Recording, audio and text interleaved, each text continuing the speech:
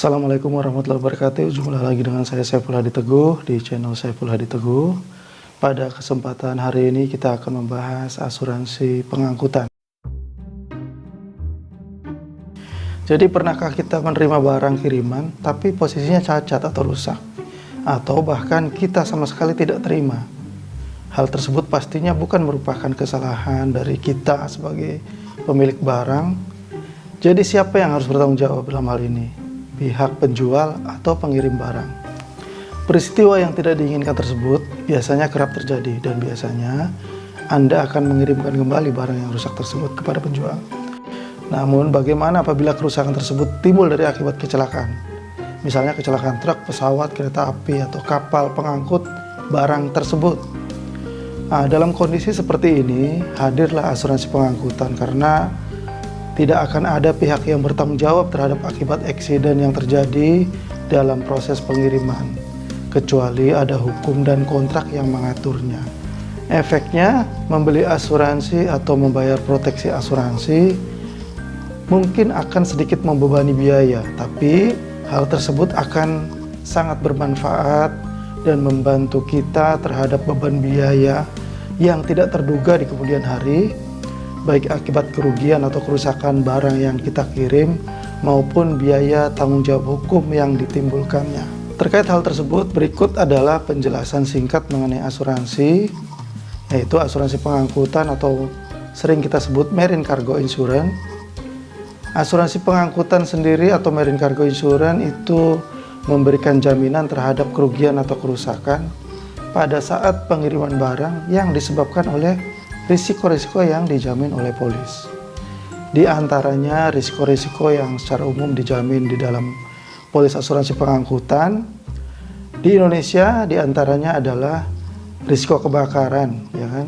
Peledakan, kejatuhan, kecelakaan alat angkut akibat tabrakan, kandas, karam, tenggelam, kapal terbalik, atau alat angkut keluar dari rel, atau pembongkaran barang di pelabuhan darurat, pengorbanan umum, dan risiko dibuangnya barang ke laut dalam upaya menyelamatkan pelayaran.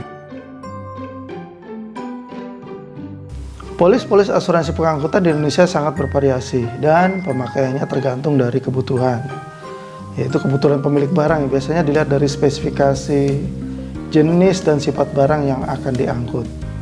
Dan rute pengangkutan juga berpengaruh. Dalam hal ini tertanggung mengharapkan jenis polis yang akan dimiliki nanti memiliki jaminan yang paling maksimal dalam melindungi pengiriman barangnya. Pemakaian polis-polis asuransi pengangkutan juga menjadi pertimbangan masing-masing perusahaan asuransi.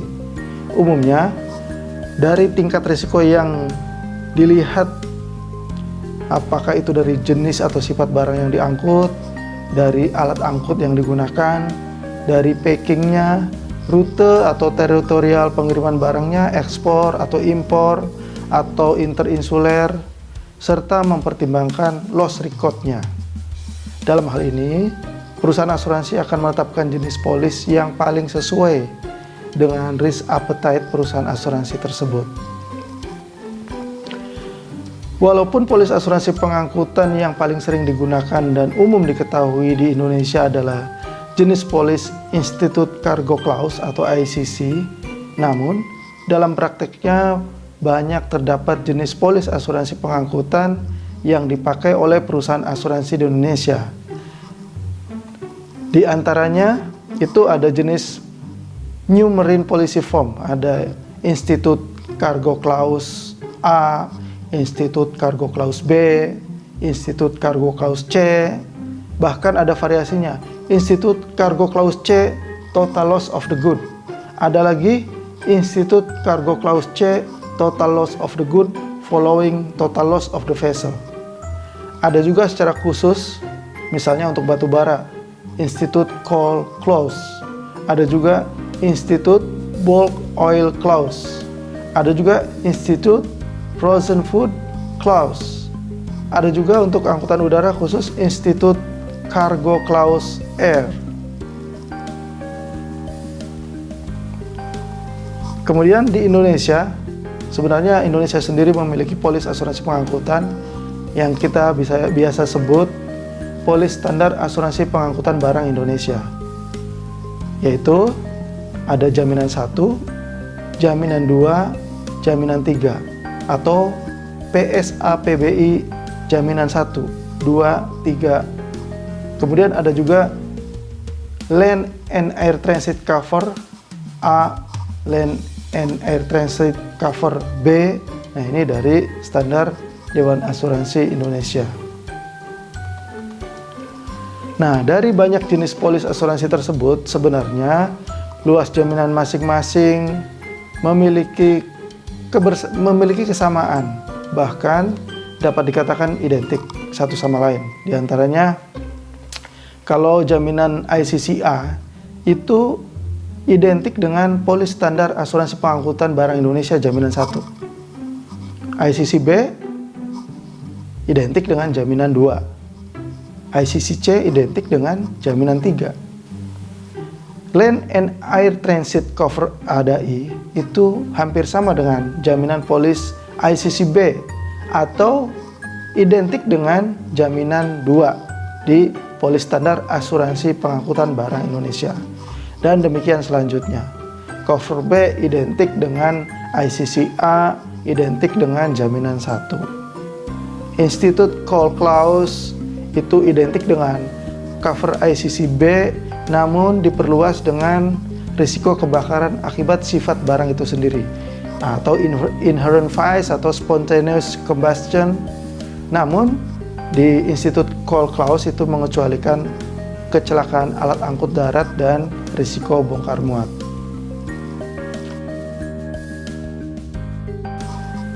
Jadi, apa saja risiko yang dijamin oleh masing-masing jenis asuransi tersebut? Nah, jenis asuransi, maksudnya risiko apa saja yang dijamin oleh masing-masing jenis polis asuransi pengangkutan tersebut. Jadi, secara sederhana, jaminan asuransi pengangkutan dapat dikatakan berjenjang, ya, dari mulai standar sampai dengan yang all risk. Misalnya, kalau ICCC merupakan tingkat jaminan asuransi pengangkutan yang standar. Kemudian, jaminan standar ICCC di-upgrade dengan tambahan beberapa jaminan risiko menjadi ICCB. Dan jaminan ICCB kemudian di-upgrade kembali menjadi all risk atau menjadi ICCA. Nah, demikian halnya dengan polis standar asuransi pengangkutan barang Indonesia. Jaminan standar jaminan 3 di-upgrade dengan menambahkan beberapa jaminan risiko menjadi jaminan 2. Dan jaminan 2 kembali di-upgrade menjadi all risk, menjadi jaminan 1.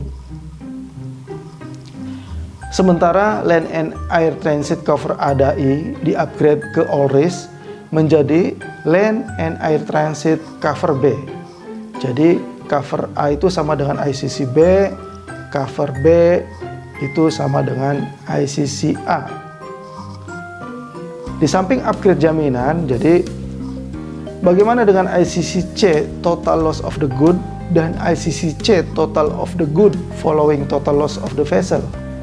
Nah, ICCC total loss of the good merupakan penyempitan dari jaminan ICCC, di mana untuk terjadinya suatu klaim akibat risiko yang dijamin oleh ICCC, kecelakaan harus menyebabkan kerugian atau kerusakan total atas barang yang diasuransikan. Sementara itu, ICCC total loss of the good following total loss of the vessel merupakan penyempitan jaminan lanjutan dari ICCC total loss of the good, di mana untuk terjaminnya suatu klaim akibat risiko yang dijamin oleh ICCC harus dibuktikan dengan adanya kerusakan total dari barang dan kerusakan total dari alat angkut atau vessel. Kondisinya sama dengan polis standar asuransi pengangkutan barang Indonesia jaminan 3. Itu jaminan 3 total loss of the good dan polis standar asuransi pengangkutan barang Indonesia jaminan 3 total loss of the good following total loss of the vessel merupakan penyempitan dari polis standar asuransi pengangkutan barang Indonesia jaminan 3. Sama juga. Jadi penerapan kondisi total loss of the good dan total loss of the good following total loss of the vessel ini di lapangan sudah jarang ditemui. Hal tersebut terkait dengan pesatnya improvement sarana dan prasarana bidang logistik. Jadi penerapan jaminan tersebut juga harus berdasarkan kesepakatan antara calon tertanggung dan penanggung atau perusahaan asuransi terlebih dahulu, dengan mempertimbangkan historis dan kondisi underwritingnya. Jadi berikut adalah breakdown jaminan dari masing-masing jenis asuransi pengangkutan. Dimulai dari risiko yang dijamin oleh dimulai dengan risiko yang dijamin oleh ICC, ICCB, dan ICCA atau jaminan 3, 2, dan 1. Jadi ini menjamin semua ya. Jadi ICC A, B, dan C ini menjamin semua. Yaitu 1, risiko kebakaran atau peledakan. Ini kalau terjadi kebakaran atau peledakan terhadap barang yang diangkut, nah itu dijamin polis ICC A, B, dan C. Kemudian alat angkut kandas, terdampar, tenggelam, atau terbalik, nah itu juga terjamin. Kemudian alat angkut darat tabrakan, terbalik, atau keluar dari rel. Alat angkut darat tabrakan, terbalik, atau keluar dari rel. Nah ini dijamin juga oleh A, B, dan C. Kemudian tabrakan kapal atau benturan kapal dengan benda-benda lain kecuali air. Kemudian selanjutnya adalah pembongkaran barang di pelabuhan darurat. Nah, ini kalau terjadi hal-hal yang menyebabkan darurat, kemudian mau tidak mau barang harus dibongkar di pelabuhan darurat, nah ini juga kerugiannya terjamin. Kemudian pengorbanan kerugian umum atau general average sacrifice. Nah ini juga terjamin. Jadi pengorbanan kerugian umum ini misalnya barang kita selamat sampai tujuan, tapi ternyata di jalan itu ada accident, ada kecelakaan yang menyebabkan kerugian terhadap barang-barang yang lain yang ada di kapal, atau menyebabkan kerugian atau kerusakan terhadap kapal. Jadi selamatnya barang kita, selamatnya kapal kita sampai di tempat tujuan, itu kita bukannya tidak ada kerugian, tapi ada kerugian yang harus kita tanggung bersama-sama. Nah kemudian ada juga jettison atau pembuangan kargo ke laut. Jadi kalau misalnya dalam kondisi darurat kapal harus lebih ringan jalannya, kemudian harus ada barang-barang yang dilempar ke laut, itu juga walaupun sengaja dilempar ke laut, tapi untuk menyelamatkan pelayaran terjamin ya. Kemudian general average contribution, nah ini juga sama.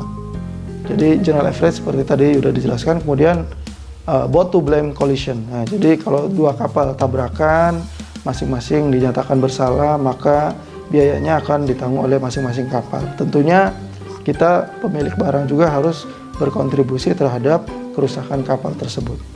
Kemudian dilanjutkan dengan upgrade jaminan ICCB dan ICCA atau jaminan 2 dan jaminan 1. Nah ini dari penyebab-penyebab atau risiko-risiko tadi yang dijamin A, B, dan C tadi, kemudian kita upgrade sekarang ke B. Nah kalau ICCB itu ada upgrade terhadap risiko gempa bumi, letusan gunung Merapi, atau sambaran petir. Nah, kemudian ada juga barang yang tersapu ombak ke laut atau washing overboard. Ini juga terjamin juga di ICC B dan A.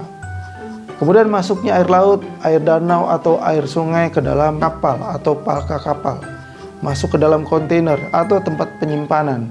Ini juga dijamin ya dalam ICC B dan ICC A.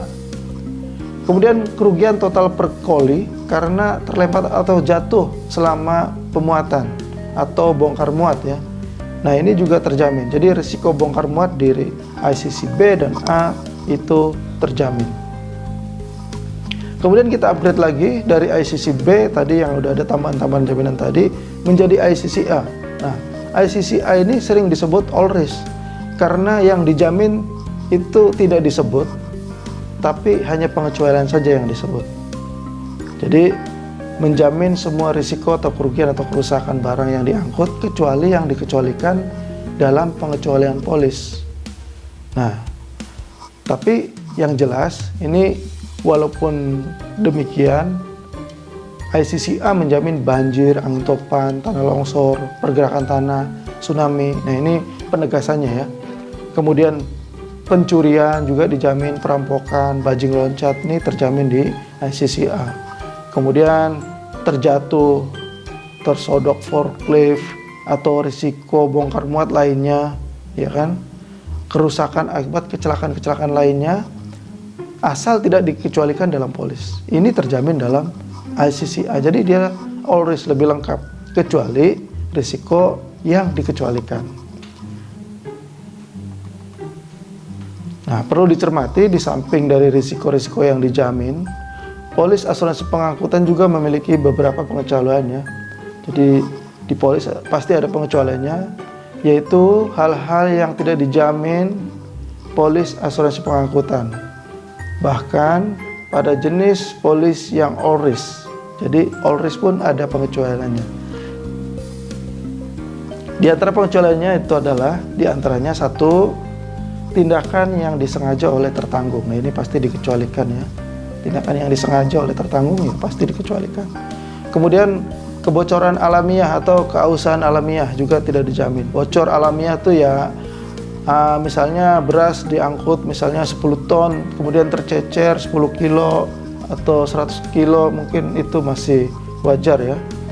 Atau aus alamiah dalam perjalanan dia aus sendiri ya, nggak terjamin ya. Tidak ada accident tapi dia aus. Nah, kemudian disebabkan oleh tidak cukupnya atau tidak cocoknya packing. Jadi kalau kita mau ngirim barang ya packingnya harus cocok ya.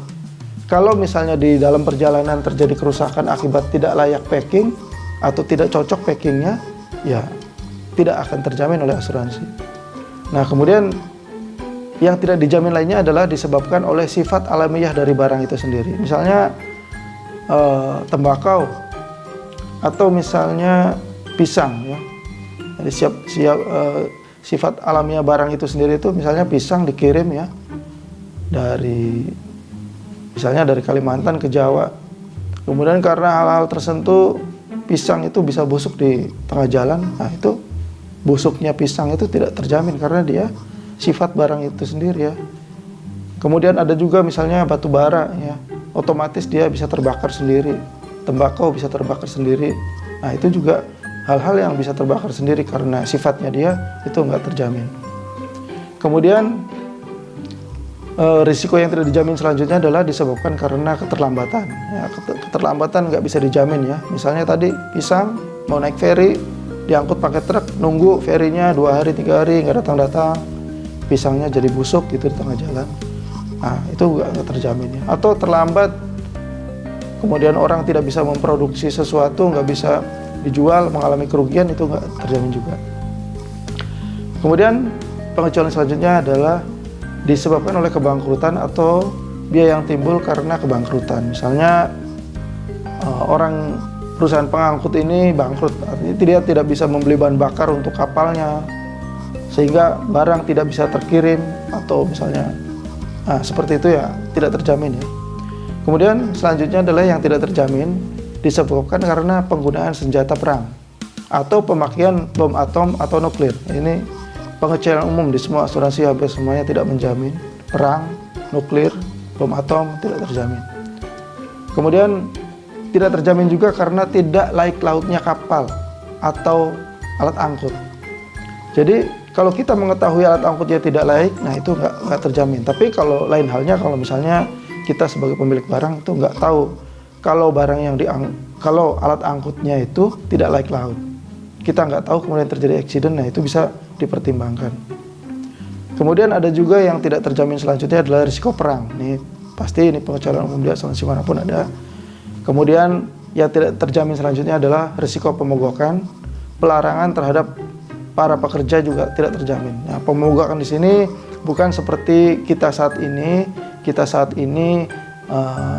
lockdown ini tidak termasuk dalam hal pemogokan. Kita lockdown di rumah saja untuk mengurangi penyebaran risiko virus COVID-19, tidak boleh kemana-mana, tidak boleh bekerja ke pabrik, tidak boleh bekerja ke kantor, itu bukan merupakan suatu pemogokan.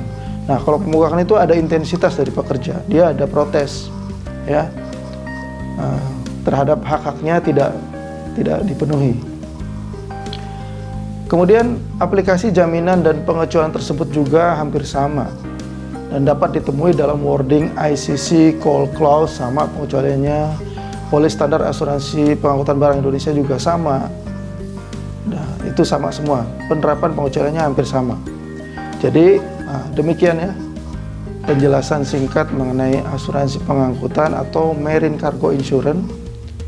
Atas hal-hal yang perlu pendalaman, silakan menghubungi konsultan asuransi Anda atau mengisi komen di bawah ya untuk kami bahas dalam video selanjutnya. Demikian, semoga bermanfaat. Jangan lupa like dan subscribe untuk pengembangan channel ini. Terima kasih. Billahi taufik wal hidayah. Wassalamualaikum warahmatullahi wabarakatuh.